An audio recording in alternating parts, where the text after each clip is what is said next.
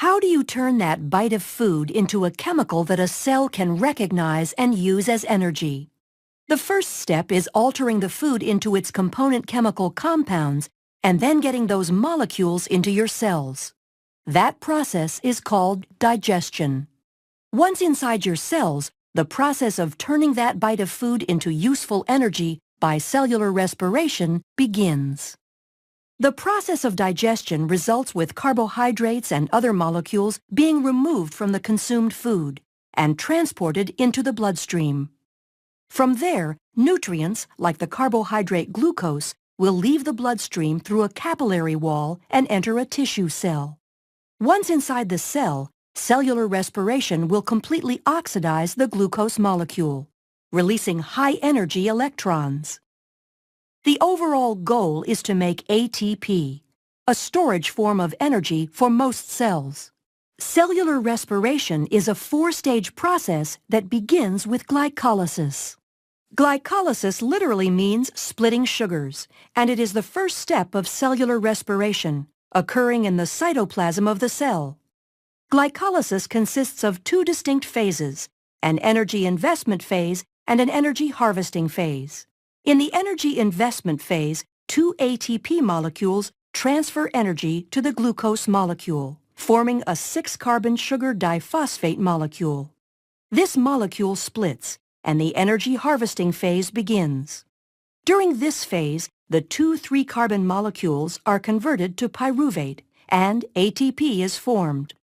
Glycolysis is a 10-step reaction that involves the activity of multiple enzymes and enzyme assistance.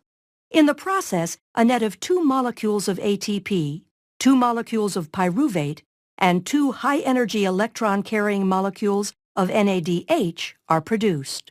When oxygen is present, the pyruvate molecules and NADH enter the mitochondria, and the next stage of cellular respiration begins.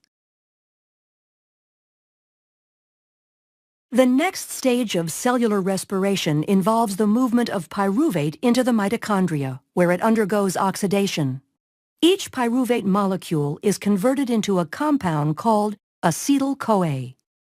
In the process of pyruvate oxidation, electrons are transferred to NAD, producing NADH, and a carbon is lost, forming carbon dioxide. The next stage is the citric acid cycle, also called the Krebs cycle. Here, acetyl-CoA will bind with a starting compound called oxaloacetate, and through a series of enzymatic redox reactions, all carbons, hydrogens, and oxygens in pyruvate ultimately end up as carbon dioxide and water. The pathway is called a cycle because oxaloacetate is the starting and ending compound of the pathway. For every glucose that enters glycolysis, the cycle completes twice, once for each molecule of pyruvate that entered the mitochondria. During pyruvate oxidation and the citric acid cycle, a net of 8 NADH, 2 FADH2, 2 ATP, and 6 CO2 are produced for each glucose molecule. In order to understand how the majority of the energy is produced by aerobic respiration, we need to follow the NADH and FADH2 molecules to the next stage, the electron transport chain.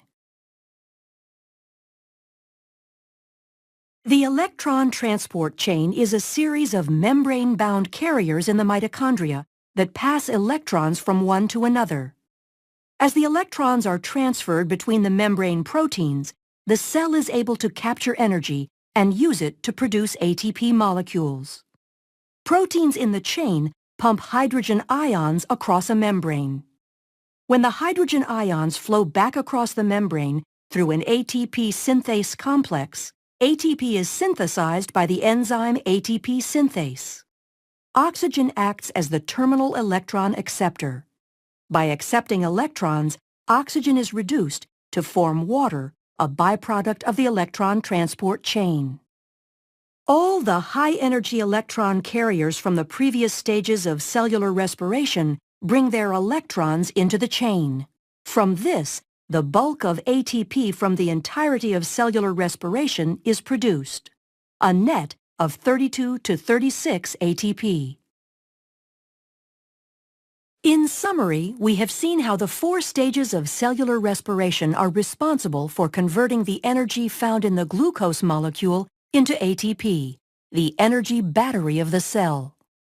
On average, 36 ATP molecules are produced per glucose molecule that entered the cell. In the process of producing ATP, oxygen is brought in from the bloodstream to be the final electron acceptor in the electron transport chain, and the carbon dioxide that is produced as a byproduct is released. The goal of cellular respiration is to transfer the energy from the food that we eat daily into ATP that our bodies can use. This process starts with the eating of a snack or meal and ends with capturing the energy from the complete breakdown of the nutrients into energy and carbon dioxide.